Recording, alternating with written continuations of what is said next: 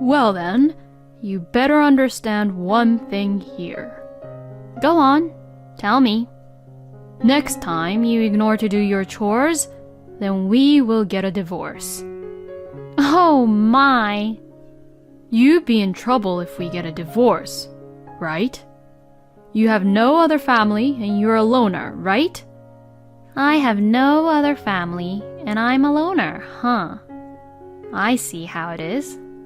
My husband, Fred, placed the divorce papers on the table in front of me confidently. Oh, so it is all filled out. Wow, it's true. Our kids looked at each other and instantly began to take action. Huh? Our kids snatched the divorce papers in their hands quickly. You want to divorce me, right? Huh? Oh, yeah, that's right. If you're going to skip and ignore to do any house chores, I'm divorcing you. Fine. Huh? Let's get a divorce. My name is Judy. I've been married to my husband Fred for 25 years. We have been blessed with 2 children. To say that my husband is an old-fashioned person sounds too good to be true. He is a quiet man who supports his family as the main breadwinner of the family. But actually, he's the type of person who nags and forces me to go to work, and he is also the type of person who also makes me take care of everything about the house, including doing all the house chores. Fortunately, before marrying Fred, I lived on my own for a long time and worked hard to save money. So it was not really hard for me to take care of the house. And above all, I thoroughly devoted myself to housework for the sake of our children, Jack and John. Thanks to my efforts, both Jack and John grew up to be successful adults. And last year, the younger one, John, left home to live on his own. I was a stay-at-home mom until both of our kids reached middle school. The reason for this being that it was simply because Fred wanted me to be a stay-at-home mom. After graduating from university, I worked at a publishing company for a long time, but when I was in my 20s, both my parents passed away one after the other. Losing both of my parents, and as an only child, I had no other families and I was left all alone in this world. If my parents had any siblings, we might have had a chance to get to know each other as a family. But both of them didn't have any sisters or brothers, and both of my grandparents also had passed away. I was really all alone. And that was when I met my husband. He came in as I was smoking a cigarette in the smoking room, and he began to refill the vending machines for drinks. Then, seeing me, he approached me with a bottle of drink. This is a new product that our company will come up with at the end of the month. If you wouldn't mind it, would you like to try it? Oh, thank you very much, I will. This was how we first met, and that was how our first conversation went. But after meeting several times, we became pretty close, and this developed into a relationship. And then I learned that he had a dream. When I heard about his dream, I felt that I really wanted to support him from the bottom of my heart. His dream was to become a novelist. I had the opportunity to read one of the work he had written, and I thought that it was quite good for his first novel. Since I worked in a publishing company, I told him that I would talk to his editor about possibility of publishing his work, but he stubbornly refused. As I thought that him thinking that was a waste, I felt he had great talent, and I became more and more attracted to him. And over time, we got married, and 25 years have passed since then. However, he never made it big as a novelist. I found out that what he had written was actually written by a friend of my husband's. I found out about that when my younger son was just 5 years old. I heard about the novel, which was published from another publishing company, because it was getting popular. So I read it to know what the hype was, and found that it was exactly the same as the one my husband had shown me. At that time, I finally understood that my husband had tricked me about it. If this was all true, I would have accused him of plagiarism, but I didn't. I would never do that because, actually, Fred had never written a novel since we got married. I could immediately feel and determine that Fred had plagiarized the work. But by this time, our kids had already been born. And my husband, for some reason, kept me from becoming a publisher and made me quit my work at the publishing company. But I decided to turn a blind eye to that, as long as our kids would grow up with no problem. I am beyond grateful that my husband and I got married and that we were able to have kids. But to be honest, this marriage has been a difficult one for me. My husband basically forced me to quit my job and made me become a full-time housewife. But he is the one who still controls the family finance. So, my husband gives me the money for living expenses, but for the past 25 years, I have received only $500 a month for living expenses. Saving money is not hard, but it would be impossible to cover food and utilities for a family of 4 with only that amount. I have tried several times to negotiate with Fred about it, but he insists that he can't give me more than the amount he's been giving me, and couldn't get anywhere with the negotiation. So, I began to use my savings I made before I married Fred, and used it mainly on our kids. I got vegetables that were on sale and meat that were half-priced in grocery stores for Fred's meals only, and cooked meals for him with those ingredients as a way of showing how I would oppose to his arguments. Once I got the cheap ingredients from the grocery stores, I would put them immediately into the freezer. I am sure that the quality and the taste wouldn't be that good as compared to the normal ones, but once I do that, I would feel much more at ease. Of course, I made sure that our kids ate well. The savings I have before I married Fred were for our kids. But the $300,000 that I had as my savings were gone as soon as my younger son graduated from college. I am truly relieved that I was able to spend my savings without our kids having to feel that it was never enough for them. I think my husband was really selfish. He had forced me to quit my job and focus on house chores. But when the kids started middle school, he insisted that I work. But I was reluctant to do so. It wasn't because I didn't want to work. I actually did want to work.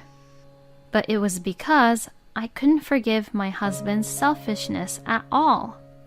I knew that if I started working here, he would stop providing any of his money for the family. He would spend the money he earned on whatever he wanted to do with it, as if it was all for his own. I just couldn't allow Fred to do that. But when my husband saw me reluctant about his suggestion, he began to say such horrible things like removing me from his support system. I truly hated the fact that he was so selfish. But it turned out to be actually a good thing for me. Now that I'm off his support system, no matter how much money I earn from my work, Fred will never know how much I'd earn. And my husband goes to work early in the morning and doesn't come home until late at night. Even if I start working, he will probably never find out. And in the end, he still never found out that I was actually working. And I think it kind of helped that my husband was a man who only cared about himself.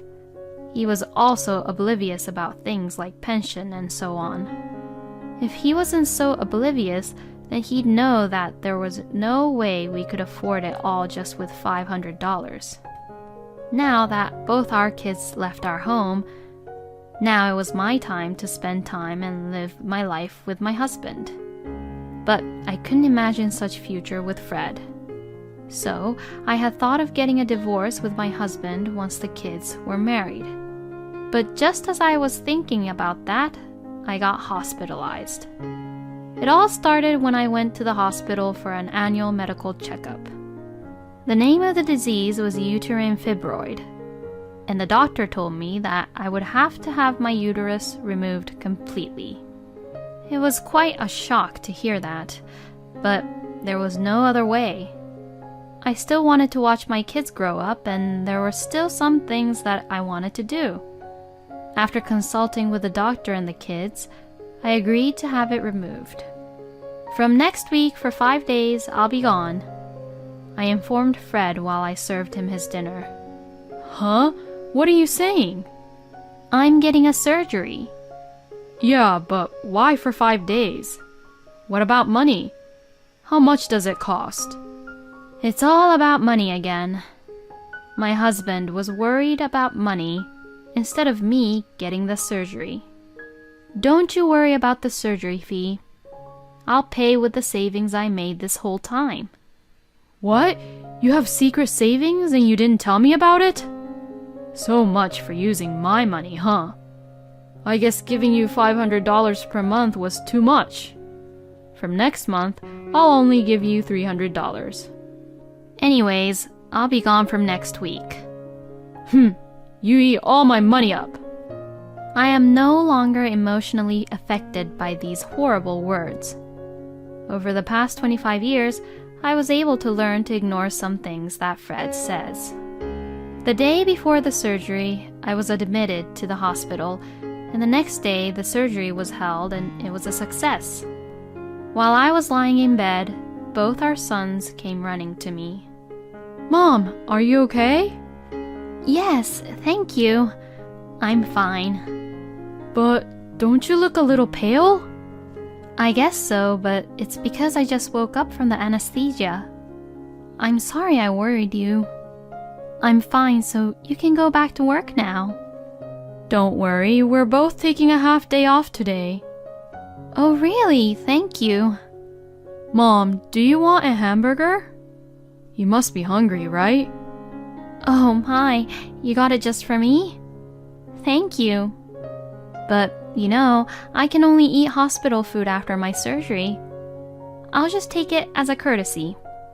Both of our sons worked hard and stayed with me until just before visiting hours were finished. They really both have grown up to be kind and gentle. But on the third day in the hospital, I received a call from Fred every 5 minutes. Thinking that maybe something wrong had happened to Fred, I let out a huge sigh. Yes, what is it? You. How long are you going to be out of the house? I'll be out of the hospital in 2 days. No, I won't allow it. You better come home now. Oh, please, don't be unreasonable. I can't leave the hospital yet. I'm being forced to pay extra living expenses because you're slacking off on your house chores. Oh, really? I'll be collecting $200 from you. $200 for being away from home for just 5 days? That's quite a wild estimate. Anyways, I'm in a hospital room right now and there are other patients around me, so I'll turn off my phone. I'll be back home in 2 days. Hey! This is the moment I realized once again what a noisy and inconsiderate person Fred is. I want to praise myself for having spent 25 years with this person.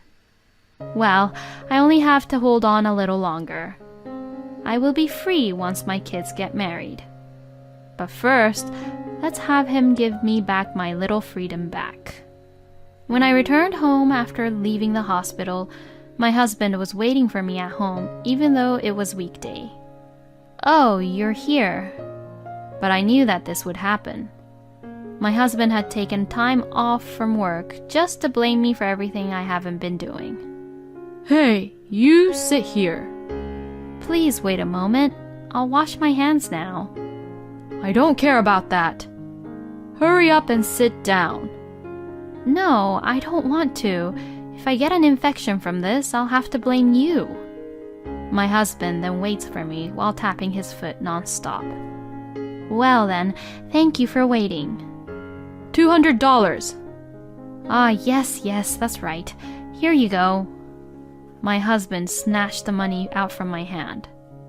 What a crude person he is. Tell me how you're reflecting about what you had done this time. Reflecting? Well, I can't say that this is all due to ignoring about my health, and it's really hard to say that food had anything to do with it. If I had to say this, then I say that it was destined to happen. What are you talking about? Yes, I'm just saying that I've been reflecting about this illness I had. That's not what I meant. Oh, well, what else should I be sorry for? I was talking about how you skipped out on your house chores. Oh, that. Well, wait a minute. I think they should be home soon. Huh? What are you talking about? I'm talking about our kids. Huh? Why are they coming back here? I asked them to because I wanted them to see what was going on this time. And it's pretty important, you know. Then Fred began to grin. In my husband's mind, he probably thought that he can show off about what a father is like to the kids after a long time. People who only sees themselves and are just too selfish are easy to deal with because their actions are so simple and easy to read. 10 minutes later, both of our sons arrived, and our conversation resumed. You seem awfully excited. Well, I'll listen if you want to talk first. Listen up, boys. Don't ever get a wife like your mother here. You'll just have a hard time. A hard time? Like what? Like how you are right now. You oppose against me every single time. I just want to know how you're feeling and what you're thinking about. If we are a couple, then it is only natural that we want to know about each other. Well then, you better understand one thing here. Go on, tell me. Next time you ignore to do your chores, then we will get a divorce. Oh my! You'd be in trouble if we get a divorce, right? You have no other family and you're a loner, right? I have no other family and I'm a loner, huh? I see how it is. My husband, Fred, placed the divorce papers on the table in front of me confidently. Oh, so it is all filled out. Whoa, it's true. Our kids looked at each other and instantly began to take action. Huh? Our kids snatched the divorce papers in their hands quickly. You want to divorce me, right? Huh? Oh, yeah, that's right. If you're going to skip and ignore to do any house chores, I'm divorcing you. Fine. Huh? Let's get a divorce. The reason I had the kids come over today was to discuss about divorcing you. I was going to wait until the kids were married before divorcing you, but you seem to want a divorce now, and look at the kids' faces. They seem to agree with the divorce too, so I will file these divorce papers. No, wait a minute. How are you, a housewife, going to live all on your own after divorcing me? Don't pretend to act so strong. Do you really think that just $500 a month will cover the pension, tax, insurance, and all that, plus food and utilities? It's impossible. I've been working since the day when you removed me from your support system. Oh, don't worry. I have no intention of receiving any property from you with your small salary. The fact that you gave me these divorce papers is enough as a gift from you. Well then, I'll pick up my belongings on another day. Hey, wait! What kind of work are you doing? I'm an editor. One of the author I'm in charge of is the author of a piece that you plagiarized. Well then, please take care. Wait a minute. My husband tried desperately to snatch the divorce papers away, but my kids' defenses were much more stronger. My second son tackled him, and we were able to leave the house without any problems. And my divorce was successfully finalized.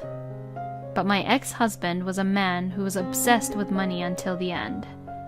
When he found out that I earned more than he did, he insisted on sharing common property. Well, it was what I had expected anyways. He destroyed my last act of mercy with his own hands. I hired a lawyer and told my ex-husband that I was suing him for financial abuse and moral harassment. He flatly denied that this was all true, but when I provided him with the family financial book, which had a record of the whole 25 years, he caved in easily. He desperately pleaded me to spare him only a trial, but there was no need to listen to him. I sued him without mercy. The result was an overwhelming victory. He had been spending his hard-earned money on other things, and so he could not afford a decent lawyer, and the case was settled almost entirely on our terms. In the end, he ended up having to pay me $20,000 as alimony without getting any of the common property. If he had quietly backed down, there would have been no consequences. I felt as if my 25 years had been paid off just with $20,000, but basically, I have absolutely no regrets about marrying him. In fact, I am more grateful. It is because of him that I was able to meet such wonderful kids. After the divorce, my ex-husband seems to be in frequent contact with the kids, but they would tell me that they will never see him again. That's true. My ex-husband has never cooperated with the kids in any way. I don't think they will ever open up to him, even if he comes on to them now. He contacted me once, but after court, I never had anything to do with him again. I didn't answer the call and I rejected it. What I am looking forward to now is that my kids are getting married and having grandchildren.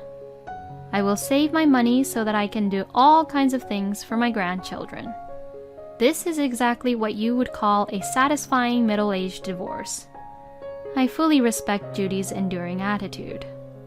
I hope you will be able to live a stress-free life from now on. Thank you for watching until the end.